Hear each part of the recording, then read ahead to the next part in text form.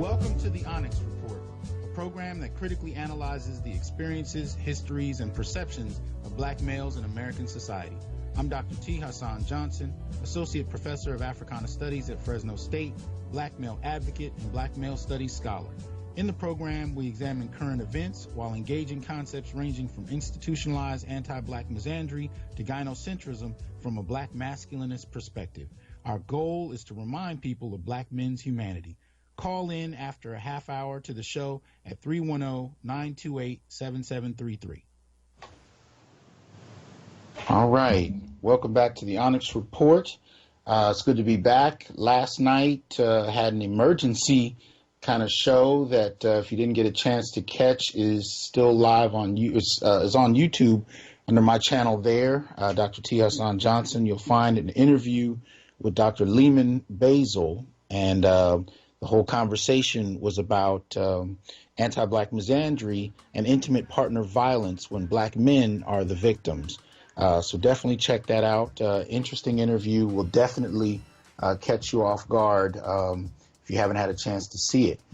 Now, you guys know what I usually like to do when I start is to kind of go over some of the major, or not even major issues that are going on, but current events that I think are kind of worthy of some reflection, worthy of some importance, worthy of your attention.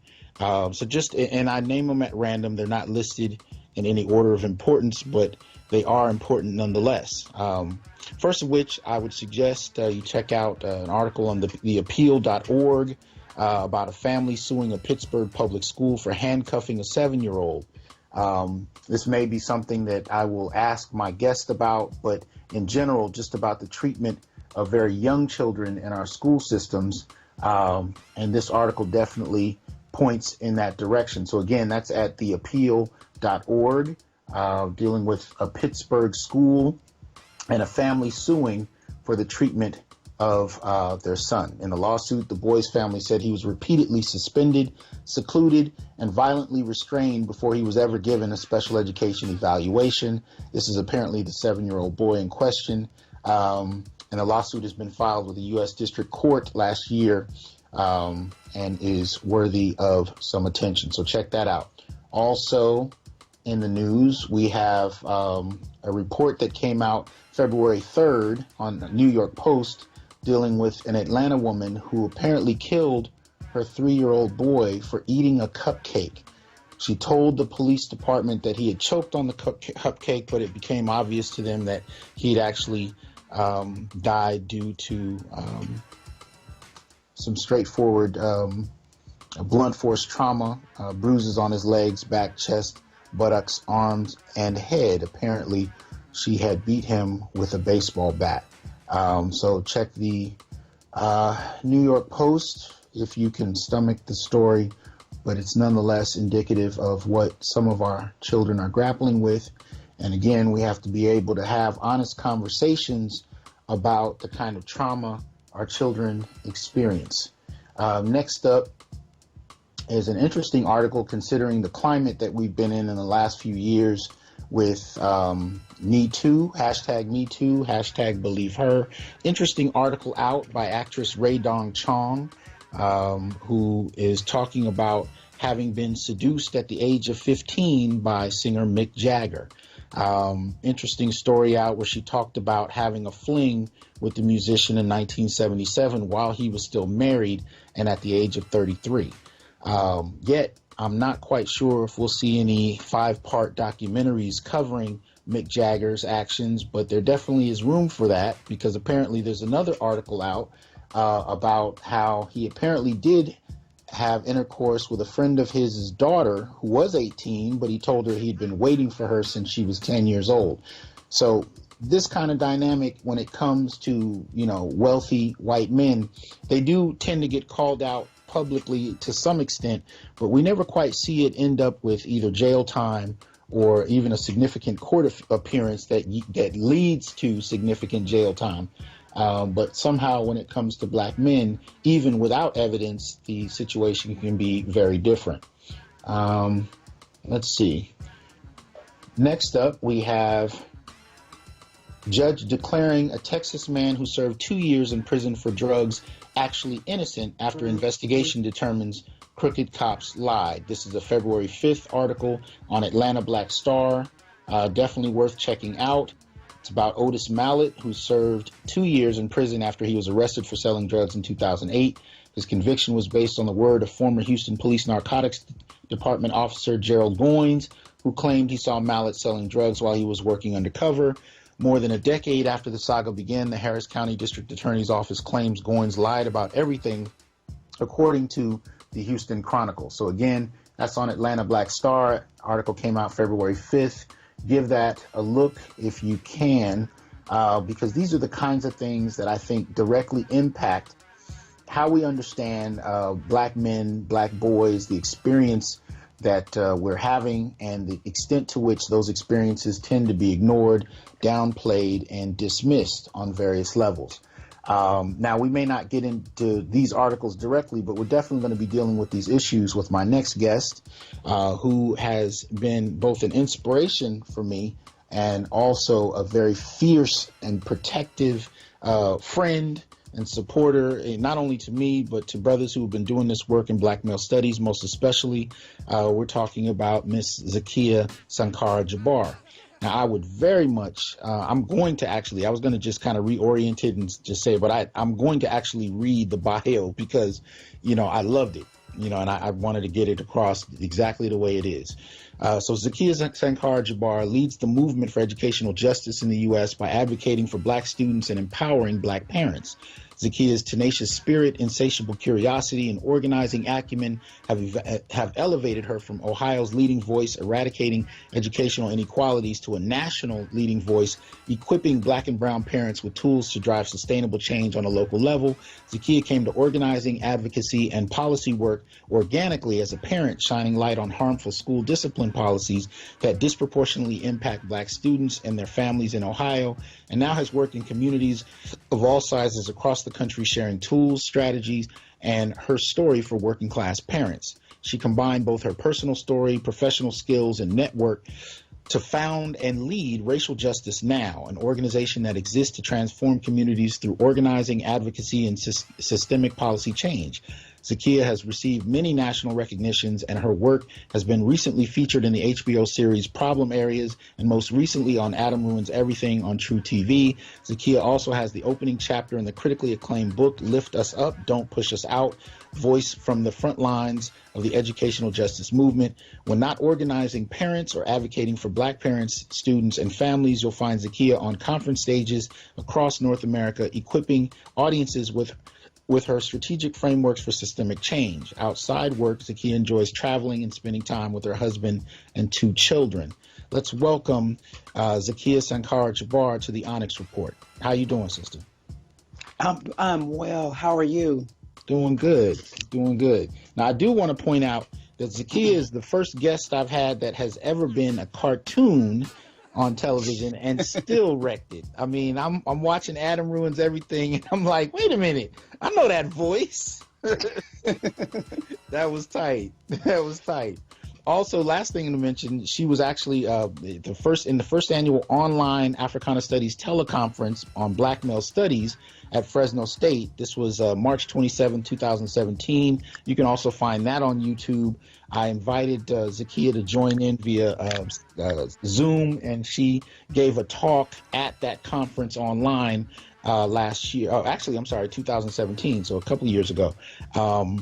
But, I'm a fan nonetheless, and I definitely value her work. So, as usual, what I like to do is, start from the beginning.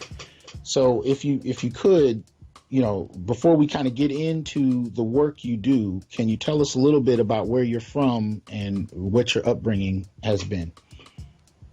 Sure. Yeah, absolutely. Thank you for inviting me to the show. I'm happy to be here to share with your audience. So I'm from Cleveland, Ohio. I was born in Cleveland, Ohio. I'm an 80s baby. Mm-hmm. So I spent the first several years of my life in Cleveland. So, very early on, some of my formative years were in Cleveland. But an interesting thing that also happened in the early 80s, as we know, and reflect upon a lot in the social justice movement around criminal justice, and also around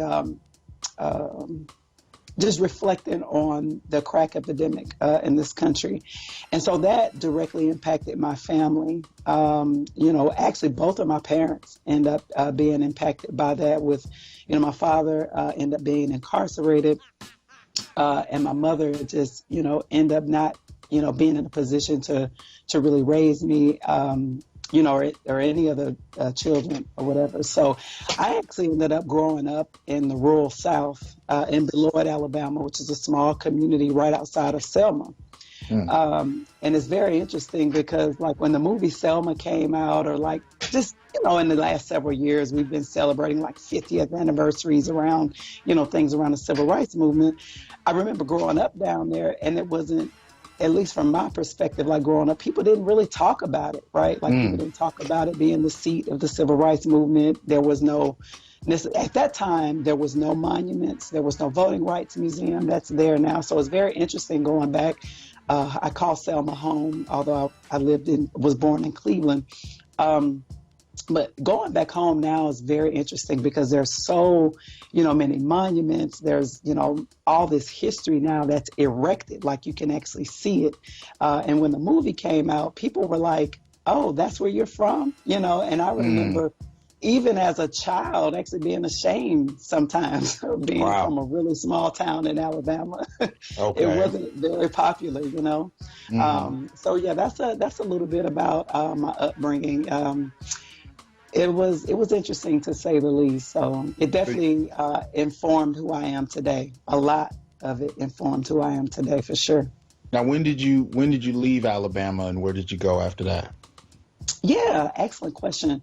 So I was raised by my great-grandparents and my great-aunts and uncles. My great-grandfather actually ended up passing away the summer I actually moved to Selma. My great-grandmother rescued me, if you will, from Cleveland. And my great aunts and uncles, so everybody that I grew up in the house with was 50 and older. I was 5 years old. Okay. Yeah. Okay. So people, it's funny because people have always called me like an old soul. Like, I just was never like a regular kid, like ever. Right. Right. And so, so anyway, my great-grandparents, when my great-grandmother passed away, I was going to the 11th grade that summer, and I ended up moving to Dayton, Ohio, which is where my other aunt, who was able to kind of like take care of me after my great-grandmother passed away. And I finished high school in Dayton, attended college in Dayton, and spent 20 years in Dayton until recently. Now my family and I live in suburban Washington, D.C. But I left Alabama and went back to Ohio, but went back to Dayton. Okay. Yeah. Now, the Onyx Report is definitely focused on the lives of Black men and boys. Now, your work, in education, it has been very much tied to the improvement of the quality of education for Black boys, as well. Can you talk to us about where the motivation came and the kind of work you initially started doing around the lives of Black boys, and how that kind of came about? Absolutely. As my introduction stated, it was rooted in my own experience. I'm a mother. My first child is a son, and I also have a daughter as well. So I have 2 children. And when my son was 3, interestingly enough, I enrolled him into the preschool on the campus of the university I was attending at the time.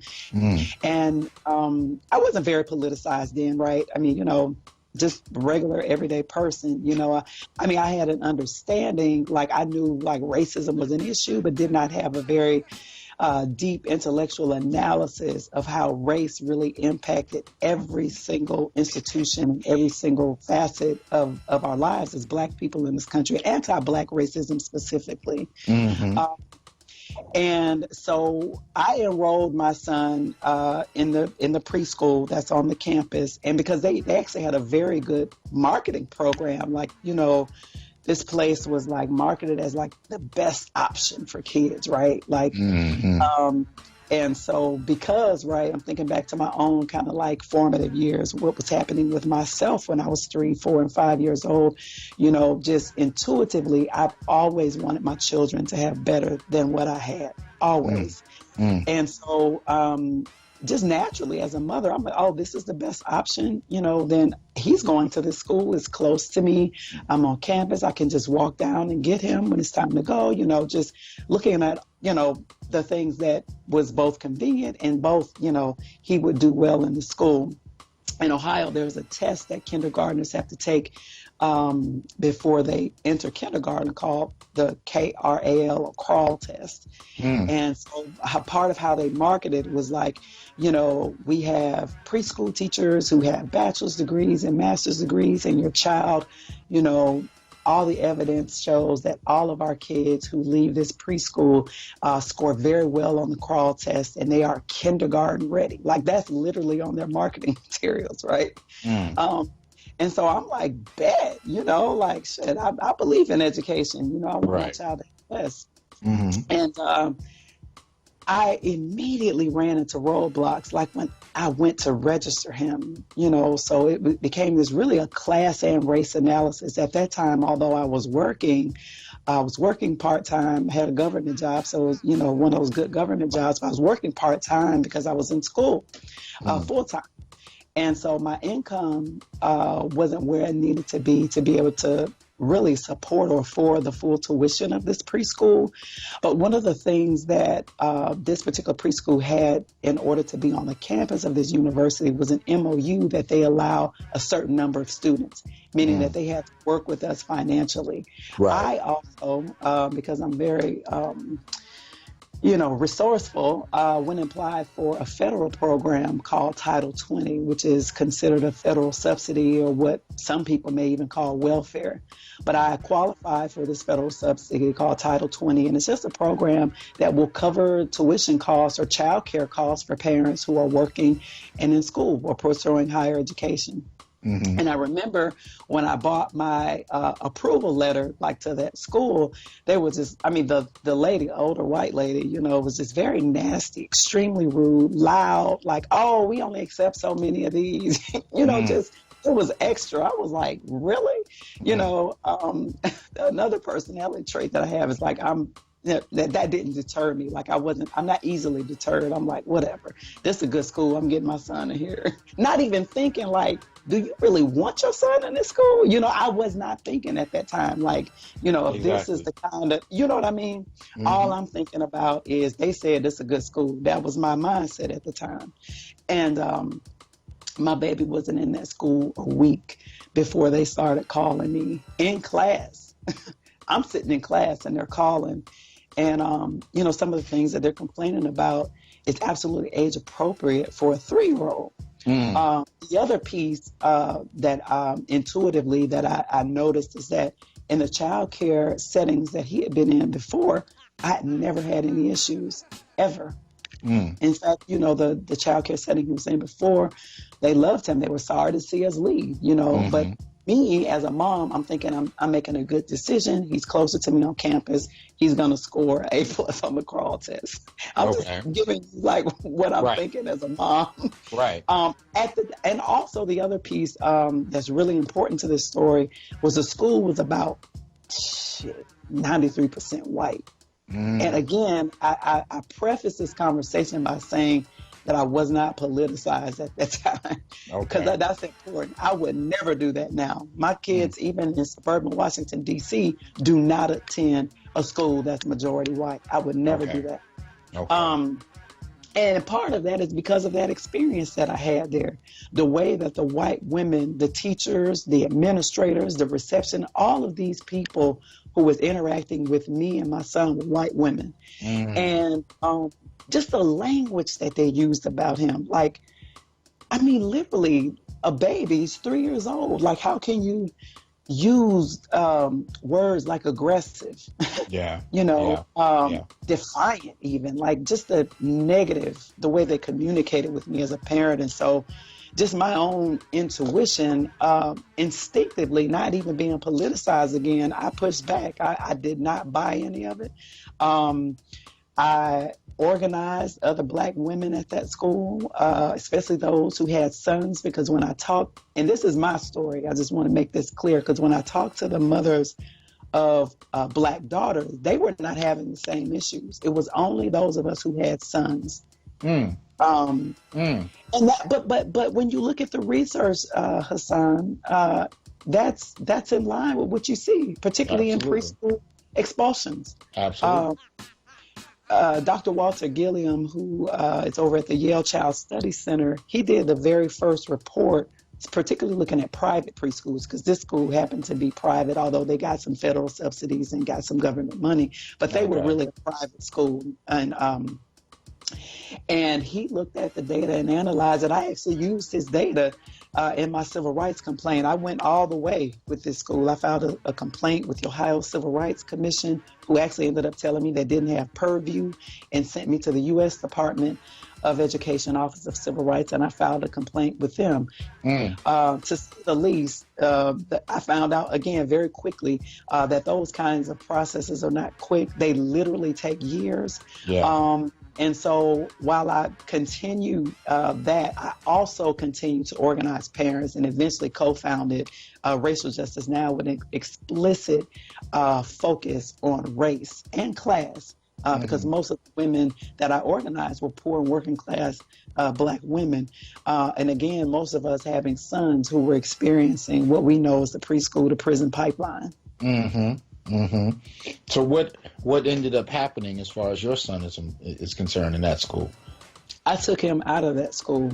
I woke up, I'm leaving. The story is so long, I'm leaving out a lot, but I'll tell you what I did, and I'll tell you who actually launched my politicization, if you will, is Dr. Juwanza Kunjufu. I talk about him in the opening chapter of the book that you mentioned in my introduction. That book, Countering the Conspiracy to Destroy Black Boys, completely transformed how I looked at the world. Completely transformed how I viewed the world and how I viewed education. Absolutely. Because my education wasn't like that of my sons. And it's funny because now that I have a daughter who's younger, she's in kindergarten now, even her experience is different than that of my sons.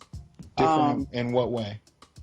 Different insofar as, so I will say, so the racial demographics in Washington, D.C. versus Dayton, Ohio is much different. So the preschool that she attended here in suburban D.C. Did not have a bunch of white women as teachers, thank God. There were mostly women of color, and most of the students were also, students of color. And so her experience, was different insofar as she wasn't pathologized the way that my son was immediately pathologized for normal childhood behavior from 3 to 5 years old. Absolutely. They would complain about him refusing to transition. And I remember I asked him, what the F was that? What are you talking about? Well, they would say, he's on, we have stations. So they have stations in preschools and in a lot of schools or whatever. And so they're only supposed to stay on there 15 minutes and he wants to stay on longer. I said, why are you calling me about this, man? If he wants to stay on it longer, let him. That's what he likes. That's what his interest is. The other piece that I would be remiss not to mention is also the increased lessening of play-based learning in preschool and kindergarten. That has also disproportionately impacted Black children, but particularly children who also have a more kinesthetic learning style. Exactly. And children who have a more experiential learning style, which is the kind of learning style till this day my son still has. My daughter actually has the same kind of learning style, but we don't get the same kind of calls about her that we did about my son. Again, this is my lived experience. Sure. Because I just think that, for my son, he was immediately just looked at, even as a 3-year-old child, by these white female teachers as a threat even. It was not. It dumbfounded me until I read Kunjufu's book. Eventually, I obviously have studied a lot more and have read a lot more. Gloria Ladson Billings, Dr. Ivy Tolson, like all of these other scholars, particularly in education, Asa Hilliard, oh my God, Joyce King, Mm-hmm. all these folks who have written about how to educate Black children, how to educate Black students, has really propelled the way that I organize in communities of color, particularly Black parents, particularly Black folks, and the kinds of questions they need to be asking educators and principals in their schools. I also work with national teachers unions, and I challenge them. When they invite me to speak, I challenge them often about the policies and practices and sort of the environment that they create as it relates to Black families and Black children. Now, I had something similar happen as well with my son. When he started kindergarten, it was within the first 3 or 4 days that they tried to put him into special education. Yes. And because, as a professor, I teach for a couple of days and then I usually write from home. So I have the time to walk up in the classroom in the middle of the day. Right. And a lot of parents didn't have the capacity to do that. But I would go in and the teachers would definitely look surprised when I walk in, and I just sit there and watch. And even as young as in kindergarten, I noticed, because we were in a district that, of course, was predominantly white, but it was becoming more and more diverse because people were moving into the area and renting. So they weren't necessarily, buying the property, but they were renting. Right. So you could see in a very short period of time, the teachers were still lily white, but all the students were becoming more and more diverse, and they didn't know how to deal with it. So, Yep. I would come in and watch how they would do it. And you're right, they would complain about basic things, but more to the point, they would complain about things that the white kids would do while I was sitting there. And they would not call the parents for that, but I'd be sitting there watching it. And really, I could say by the second grade, my son was the only Black male in the class. There was one other Black female, if I'm not mistaken, but they put him in the back of the room, segregated from the entire class for a whole semester at one point. Now, mind you, this is a kid who was reading 700-page books in the first grade. Mm-hmm. So, you got a first grader reading 700-page books, and you're telling me that he needs to be in special education. And simply because I refused it and I forced them to do their jobs, and I was in their face and I was in the principal's faces, he ended up being in like the top 3 for the next 4 or 5 years in his class. Yeah. But that type of advocate, it usually requires, the level of being an advocate that sometimes a lot of people have difficulty doing with, carrying all the load that they need to carry. But I'd like to know, you mentioned developing racial justice now. Tell us about that transition from being a parent organizer to setting up an organization. What did it take? And what does, tell us about the work your organization does. Oh, wow. So I never made the transition. I'm still an organizer, right? Okay. But when it comes to, Lord, I'm trying to figure out what I want to say publicly. But anyway, seriously, man, when it comes to running an organization, well, I'll say this. I've reflected a lot on other organizers from history that I respect. That I love. I think about Ella Baker. I think about Ida B. Wells. I think about other powerhouse Black women who are unapologetic. I think about even Winnie Mandela, right, in South Africa, Tanzania. And I'm just like, everything is professionalized when it comes to organizing now, if you want to be resourced to do it. So let me make that clear. Okay. So developing racial justice now has required a lot of being more professional insofar as I'm on conference stages. I am having to learn, I have learned fundraising, what that takes, developing relationships with the right people, because we know that Black people don't own and control any wealth in this country. So we know that developing relationships with certain people can be challenging because we don't have that. At least I speak for myself. Nobody that I grew up around or myself or anybody that actually organizes in communities has that proximity to any kind of wealth in any meaningful way to support the work that we do. Okay. So it's actually taken me away from the ground. if that makes sense. It's taken me away from really doing what I love each and every day. Because as you said, I mean, you're a professor, so you have a full-time job, but your full-time job is flexible. My full-time job is organized.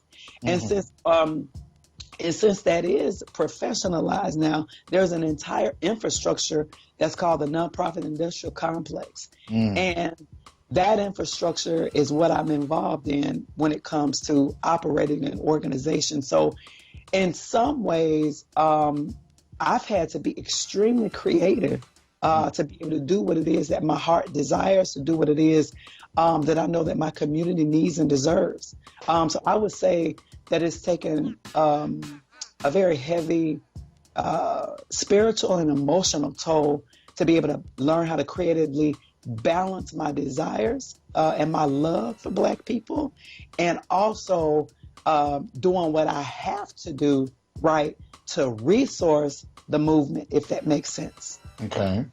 Well, if you could very briefly break down the nonprofit industrial complex, can you explain what that is? So the nonprofit industrial complex, or NGOs, non-governmental, organizations or whatever, that's what they're known as, like in other countries. These are organizations that, some of them are hospitals, some of them are schools, like they are social justice, or they're doing some kind of service for communities. And so there is an infrastructure where usually it's funding comes from foundations.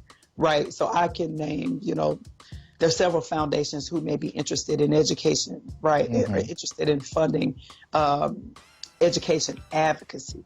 There are not many. That's the thing. There are not many. So many folks in our movement, and not just speaking for myself and Racial Justice Now, but I'm a part of a national network, right, of other folks who are doing the same thing. And so a lot of people have had to what's called diversify how they fund their work. We live in a digital age, so folks are doing podcasts, right? Getting followers on YouTube. I just found out about that from my son like a couple years ago. Like, Mommy, can I set up a YouTube page? People get paid. I was like, really? Wow. I didn't know that. I learned about it when you did too. Right.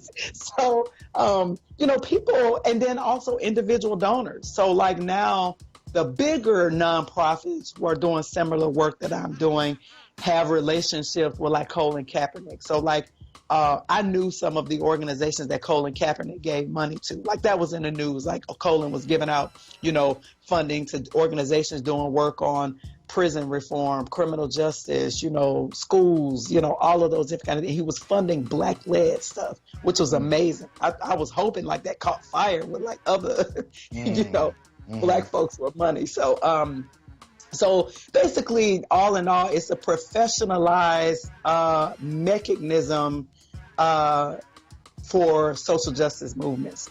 Not just social justice, because hospitals are sometimes designated as nonprofits as well. But in what I am describing when it comes to like the social justice movement, the nonprofit industrial complex is the professionalized mechanism that many people, and I'm going to be honest with you, some of my colleagues who are even closer to the ground, even than I am now, call gatekeepers. Some of them see the nonprofit industrial complex as hoarders of resources and gatekeepers from actually getting the actual work of what the desires of the community wants. Because I want to be really clear. The desires of the community oftentimes does not match up with what certain foundations want. And so I'll leave it there. So the funding determines what they tend to expend much of their energy on, even if it goes against what the community itself is looking for. That's an issue. Right. So okay. I think many people who are honest about this work will tell you that. Yes. Now, your organization, is there an age range in terms of the different levels of education you guys deal with, or how does Racial Justice Now step in on the situation? We particularly, so there is pre-K through 12. We specifically focus on, we don't do any work on collegiate. Not saying that that's not something that may be in the future, but we're focus on grade school, middle school, and high school, and organizing and advocating and pushing for policy changes as it relates to Black students in those institutions. We also support independent Black institutions. We're totally for that, completely for independent, especially African-centered education, African-centered institutions who are teaching Black children. Now, is that what you put your son in? Is that where he transitioned into? He did for a while. So when we made the transition from Ohio to suburban Washington, D.C., he was in an African-centered institution, Higher Education Institute, shout out to them in Atlanta, Georgia, had an online component, but he was enrolled with them for a period of time. And now where we live at, in the community that we live in, I'm happy with the school system that he's in. It has, it's, no school system in this country is perfect, right? None of the institutions, especially the ones that we don't control. It's a public education system. So, but like you, right, I am a very involved parent. In fact, it's funny because his principal Googled me and all this stuff came up, of course. That's right. That's right. That's right. And the way that they treat me and him, and even for my daughter, is completely different. And I never go to the school with that kind of like chip, if you will. Like I'm always very cordial because I understand that if I'm going to put my kids in the system, the kind of power that they have, because I'm not with them every day, right, while they're in school. So I'm also very keen on having positive relationships with the teachers and the administration of the school, because that is very critical. And I teach that to parents, when we're organizing and having these meetings, that's one of the tools that I tell parents that's really invaluable, is creating an authentic relationship with your child's teacher. Sometimes it's not possible. And when it's not possible, that's when you up the ante, if you will. You learn the structure of the school, you learn the structure of the school district, you learn who has what, you do a power analysis, and you begin to do your target based on that, and do your advocacy based on who has the power to make the changes you want. Well, yeah. At the beginning of the show, when I covered current events, the first one I talked about was the Pittsburgh 7-year-old boy who was handcuffed. Have you dealt with, advocating for kids who are being really treated like they're in a police state, depending on the type of school they're in? Has that been an issue that's come up in your work? Absolutely. Absolutely. In Dayton, as a matter of fact, there was a huge issue with a fourth grader being handcuffed at the same school that my son was attending at the time. We did a whole campaign around that. And called out the school board members who wanted to, pussyfoot around and not do anything about it.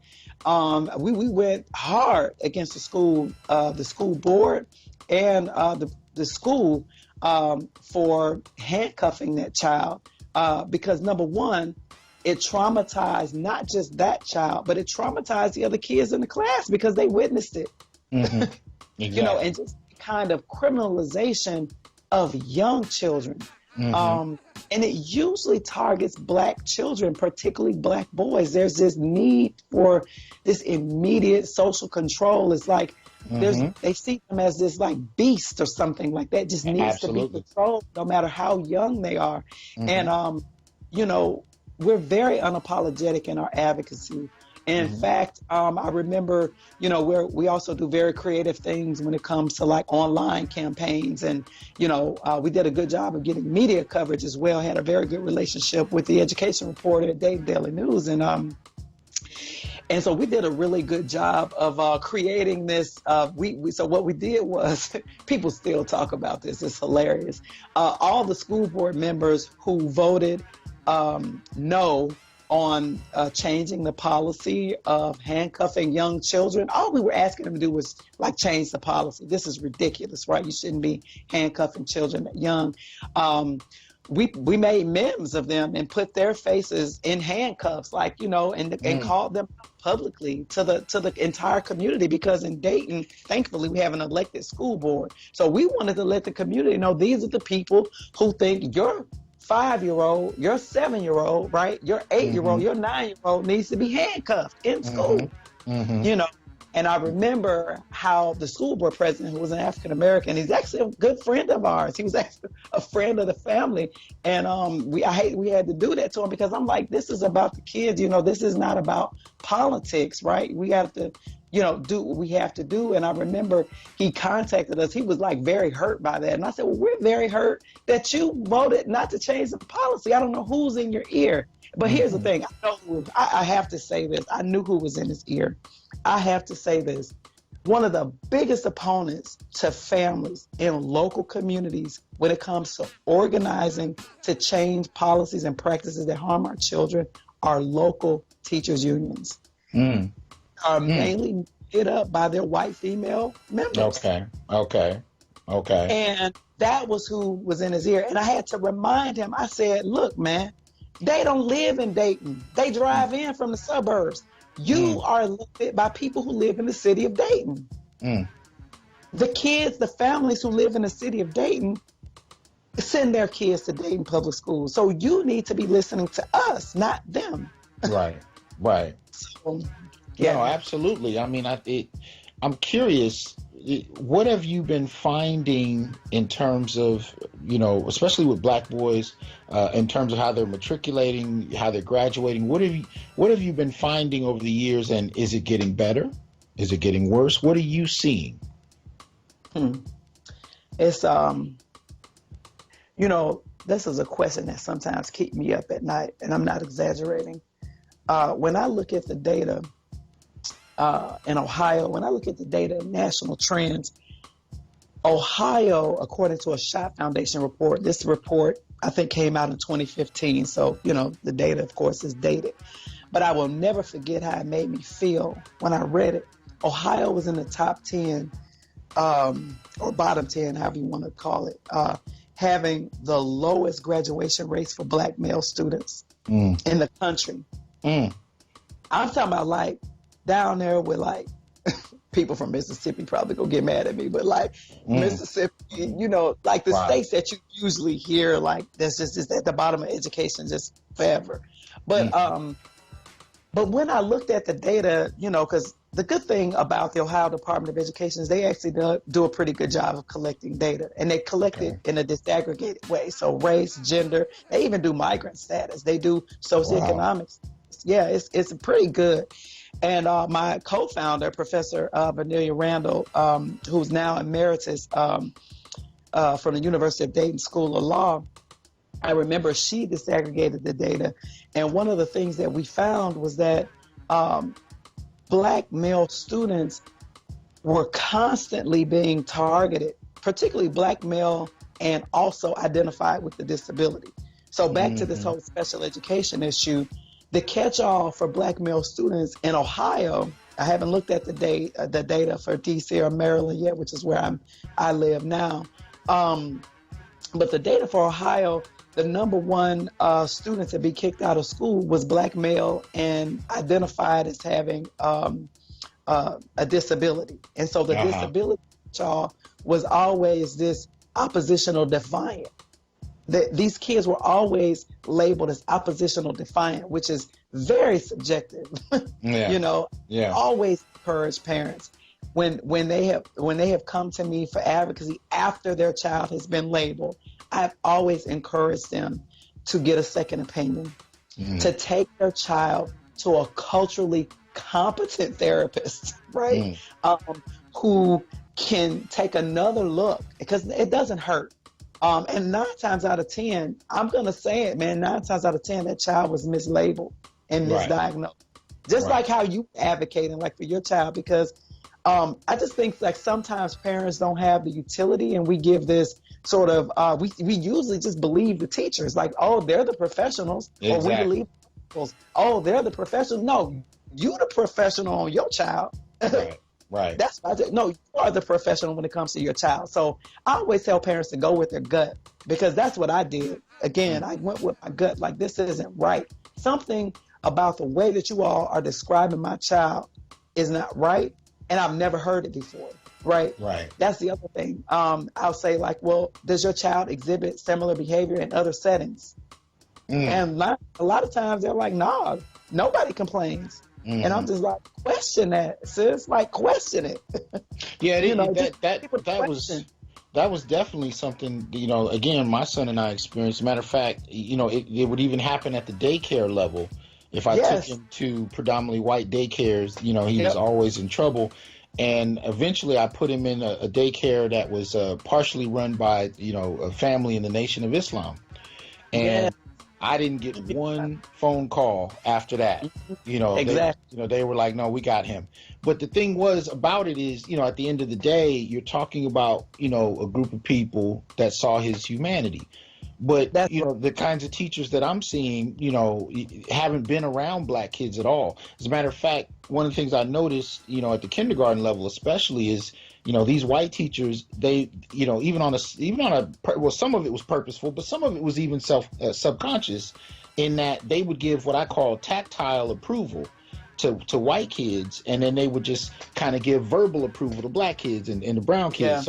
So you know, they would say across the room, "Oh, you did a good job," but for other white kids, they would get up out of their chair and go pat the child on the head or whatever. And you're talking about 5-year-olds.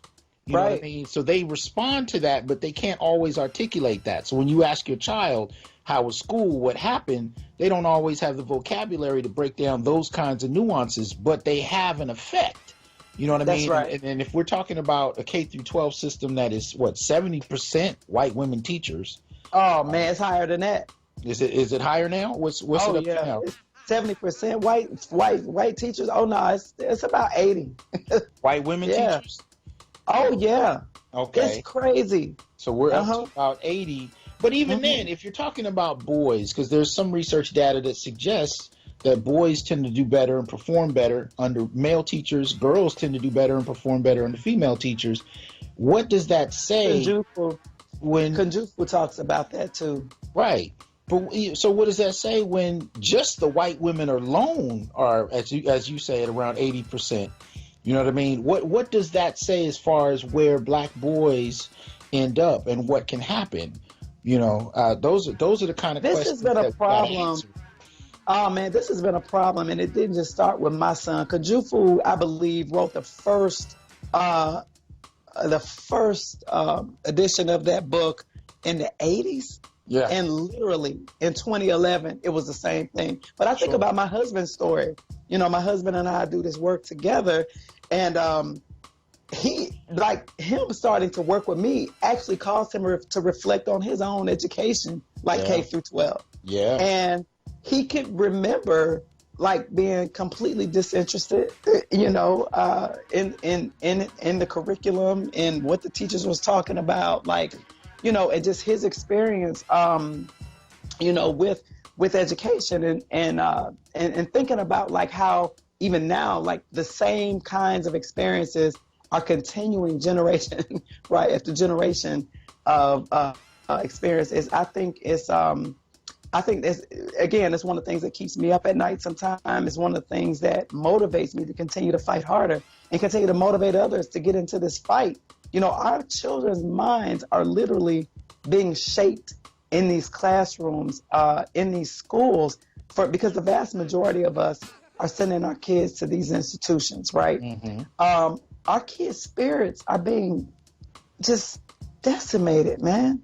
I think about, you know, my co-founder, she shared a story with me about how she didn't find out, because she has 2 black male sons, she didn't find out that, you know, her sons had received so much psychological trauma until they were adults. They didn't share it with her. You know, and they were in, you know, pretty, you know, in a wealthy white neighborhood, so in pretty, you know, all white schools. And so I just don't think we can underestimate. I think we need more advocacy instead of less advocacy. I'm a huge proponent of independent African-centered schools. The research is just too strong. You know, my goal one day is to eventually start a school. If I could ever gather enough resources is to start a school for Black families. Well, what do you But what do you say as far as homeschooling? What has been your experience or whatnot as far as that? so there is there's a powerful homeschooling collective in the DC area, the Sankofa Collective. Shout out to them. Sister Monica Utsi is amazing. A bunch of sisters run that collective, and I think that works well for some people. The vast majority of our folks, and I'm thinking about like the folks that I organize who are mostly poor working class Black women. These are, Black women and Black families who are economically at the margin. So they're working service industry jobs. So like jobs that, number one, don't have any union protections.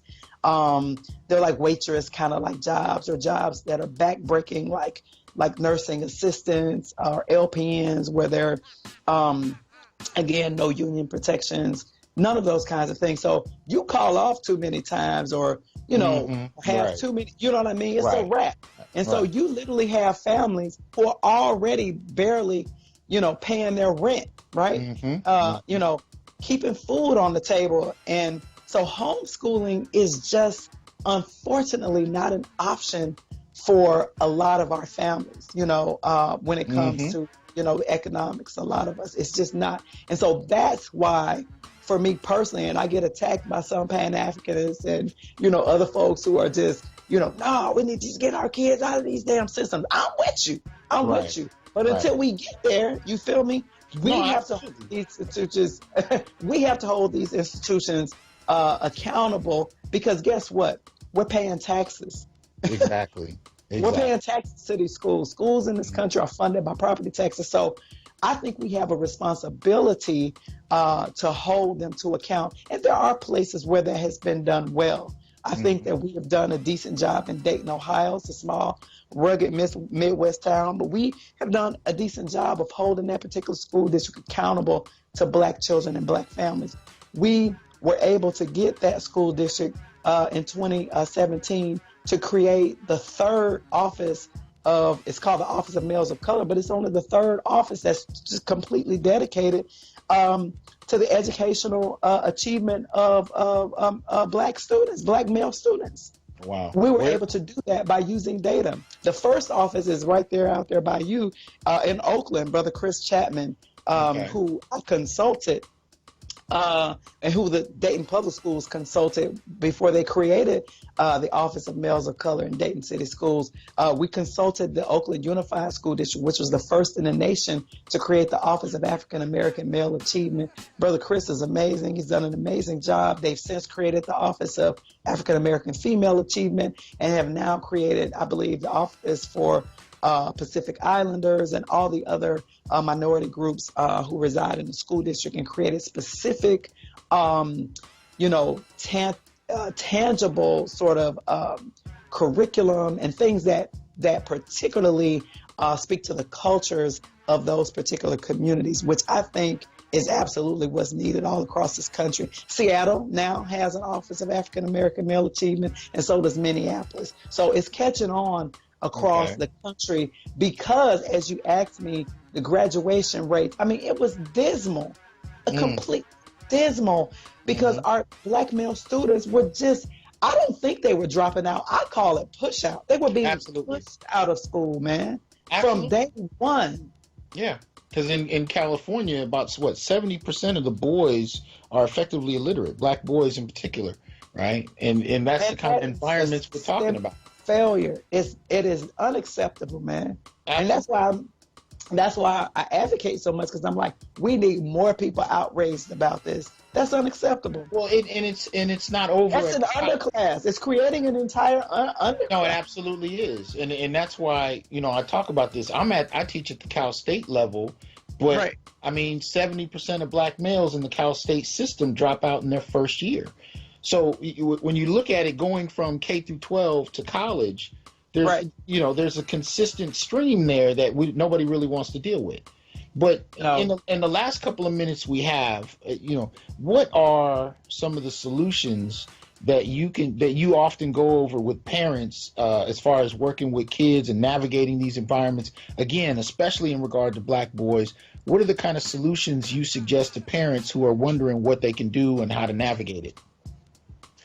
Number one, excuse me, affirm, affirm, affirm. I will never forget one time. And then you got to find balance, because I've struggled with finding balance with, number one, disciplining my son, when he needs it, right? But trying to find the balance of not, how do I say this? So, because I also don't want to cripple him. You understand what I'm saying? Like, I don't want to be so overprotective and and cripple him, because that's also not good. So one of the things that I've struggled to do, and I'm still perfecting it, right? He's doing well, by the way. I wanted to mention, he's a very bright young man. And one of the things that Kunjufu talks about in his book, instead of, describing, young men as being aggressive or, not wanting to listen, they actually have leadership skills, right? He's a leader. Why don't you lean into that as an educator and allow him to be your teaching assistant? He maps it all out in his book. So I actually use a lot of the tools and strategies, very practical stuff that Kunjufu included in his book, to share with other parents, for folks who don't have access to his book or probably will never read it. So I use a lot of that. He's incredibly detailed. He gets down to the ideal temperature in the classroom for boys. Everything. He's deep. He's amazing. He's amazing. So I actually use a lot of his tools. But back to this experience I wanted to share in his last few minutes. I remember one time the white female teacher they called me to the school. My son, I think, was in 3rd grade then at that time. And I went to the school, but I was angry because I had to leave work. And I was like, damn it, there's something else going on. And I remember, I got there and I pulled him out of the classroom. I asked him to come here. And so he could see my face, so he knew I was angry. And when he came out of the classroom, he just broke down. He just began to cry. And I said, wait a minute. I said, what's wrong? And he was just like, Mommy, I'm trying, but, and explained to me what was actually happening in the classroom and the dynamics with the teacher. That's all he had to say. And that moment, I was like, you got to find balance, Zakiya. You got to affirm this child, let him know, that number one, you're going to have his back regardless. Children need to know that. I'm sorry. Some people disagree with that. But when they're that young and you're putting them in a system that we know is already adverse to them, they have to know that you will have their back. I tell parents to believe their children. There's been an upbringing, there's some kind of, there's a lot of Black people that socialize to believe teachers over their kids. And so I actually argue against that. I said, I think you need to use your own intuition, but if your child tells you something happened, you know your child, right? So you should, at least me, I know my child. I can ascertain pretty much when he's lying, you know what I mean? And usually get it out of him if he's lying. Like, he'll eventually break down and say, okay, Mommy, I lied or something. I had to get that teacher together, because what I was noticing was that his spirit was being broke down. You know what I mean? And so I can't contribute to that by allowing what the teacher's narrative is, right, to contribute to his spirit being, broken down in this situation. So I use a lot of my own experiences to inform, particularly, like you said, of parents of Black boys who are going through similar things. It never fails me that when I talk to a parent of a Black male child, they have similar experiences, just like you. Yeah. I never heard your story before, but they have very similar experiences with their children in these schools. And so I think that just basically making sure parents affirm, like before they leave, let them know that you love them, let them know that they're brilliant, tell them that they're smart. They have to know that they can go into this school and do what they have to do and do well, and encourage them. The other piece is that I mentioned earlier is also, you have to be the number one person, the number one advocate for your child. You be the one to reach out to the teacher. I get all of my kids' teachers' emails at the beginning of the year, period. Exactly. There's no exception. You have a right to that information. I need your email. And I keep in contact once a week. It's a full-time job. So parents, I tell them, like, it's a sacrifice on your time. You know what I mean? Yeah, but it has to be done. It has to be done, brother. Yeah. Well, let me thank you for coming on the Onyx Report, and if you can, briefly tell people out there how they can reach you, how they can reach Racial Justice Now, if they want to find out new ways to advocate and support their own children in their own communities. Absolutely. So, Racial Justice Now, you can go to www.rjnohio.org. You can reach me on Twitter at Zakiya Sankara-Jabar. That's ZakiyaSankara-Jabar. I'm on Facebook, just Zakiya Sankara-Jabar. You can reach me there. And I'm also on Instagram, and it's just Zakiya Sankara-Jabar, no dashes. So yeah, I'm on all three of those social media platforms. You can reach me there.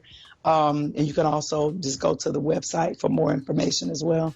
Well, beautiful. Beautiful. Thank you for coming on, and I want to say to the listeners, thank you for supporting the Onyx Report. And remember, I'm here to tell, especially Black men, remind them really that we are not criminals by birth. We're not perennial rapists, incapable intellects, man children, sperm donors, child support sources, success objects, walking phalluses, ATM machines, lottery tickets, unpaid bodyguards, interchangeable stepfathers, child discipline proxies, unpaid repairmen, workhorses, or any other socially accepted dehumanizing stereotype. We're thinkers, inventors, innovators, leaders, fathers, and men. Embrace your humanity, know your worth, and extend your time, attention, and resources only to those that genuinely respect you. And I focus that also on the young boys in the environments they're in. They are being taught by people that believe these stereotypes about males. So you have to go the extra step in humanizing your children. Thank you again, and I will see you all next week on the Onyx Report live on YouTube. I'm always on Wednesdays at 5 o'clock Pacific time, first and third Wednesdays on Interlight Radio, second and fourth Wednesdays on my live YouTube channel. See you next week. Peace.